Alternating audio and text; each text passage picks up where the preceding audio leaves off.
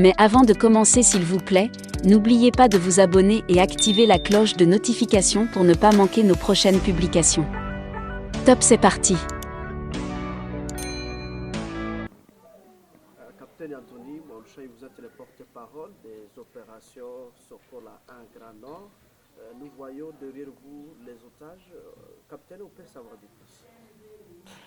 Merci beaucoup. Il faut reconnaître que les forces armées de la République démocratique du Congo sont en train de faire un travail impeccable sur le terrain, surtout ces derniers temps dans la vallée de Moalika.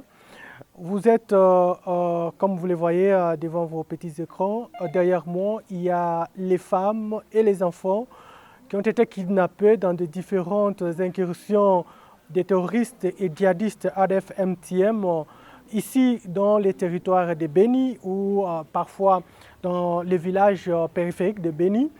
Mais votre armée, les forces armées de la République démocratique du Congo, en pleine opération dans la vallée de Moalika, a procédé le week-end dernier, c'est-à-dire vendredi et samedi, par une série de pilonnages de positions ADF qui ont été révélés par certains compatriotes qui ne cessent de collaborer avec leur armée.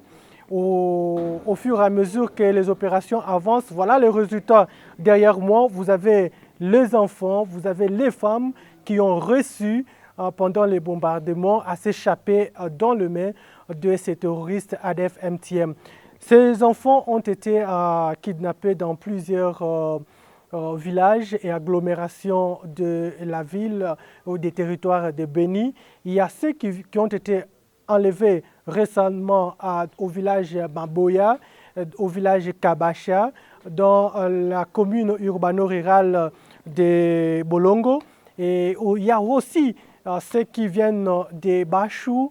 Et vous allez comprendre qu'au fur et à mesure que l'ennemi trouve qu'il a un problème d'effectifs, il profite à chaque incursion pour se faire santé d'effectifs, c'est-à-dire kidnapper notre population. Mais qu'à cela ne tienne, votre armée a fait un travail en collaboration avec certains des compatriotes qui continuent toujours à collaborer.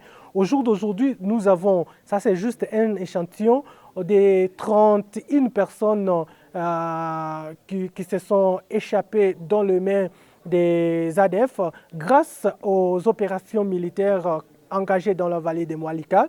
Mais je vous informe qu'au jour d'aujourd'hui, il y a encore 15 qui viennent d'arriver dans le village Maboya et qui sont en route vers la ville de Beni pour, n'est-ce pas, leur sécurité.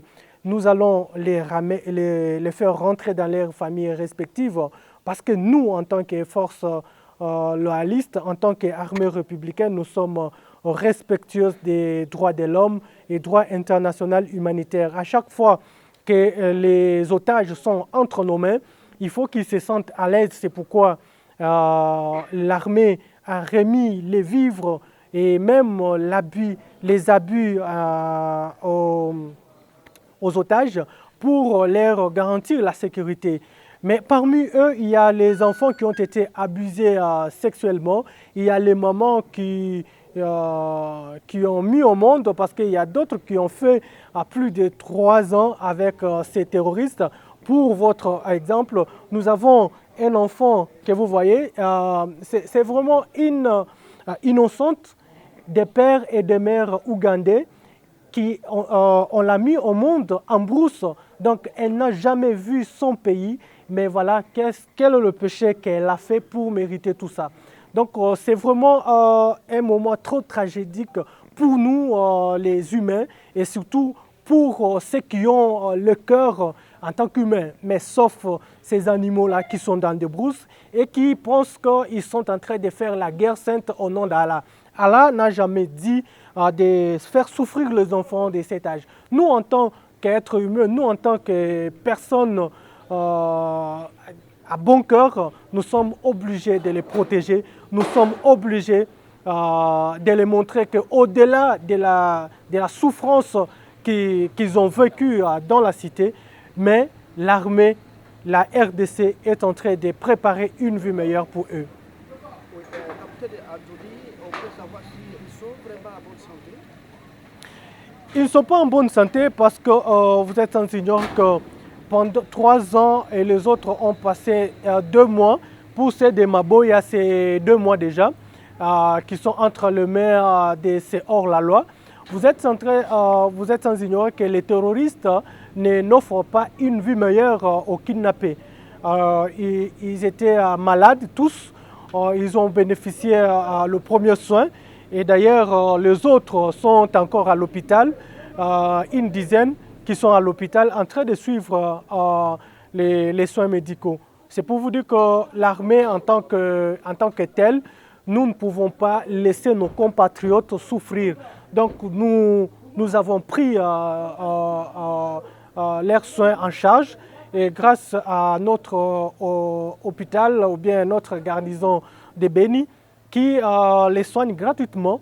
Et voilà ce que nous pouvons faire pour leur bien-être. Nous voyons que des femmes, mon capitaine? Oui, pour l'échantillon que nous vous présentons, il n'y a que les femmes. Mais parmi les 11 qui sont en route vers la ville de Béni, il y a 5 hommes. Ce sont des gens qui se sont échappés chacun dans sa direction, vu que l'armée était en train de pilonner. Et nous pensons qu'avec les hommes en uniforme que nous avons envoyés sur le terrain, et nous allons récupérer tous les rescapés et nous allons remettre en sécurité dans leurs familles. Donc au total, c'est combien? Ici, nous avons un échantillon de 21 personnes. À l'hôpital, il y a 10, ce qui fait 31. Alors, mon capitaine Anthony, quel message avez-vous face à la population qui continue toujours à collaborer? Quel est votre dernier mot? Le seul message, le message essentiel à la population de Béni ville et Béni territoire, c'est que nous avons un ennemi en commun. L'ennemi, c'est ADF MTM et tout celui qui les soutient.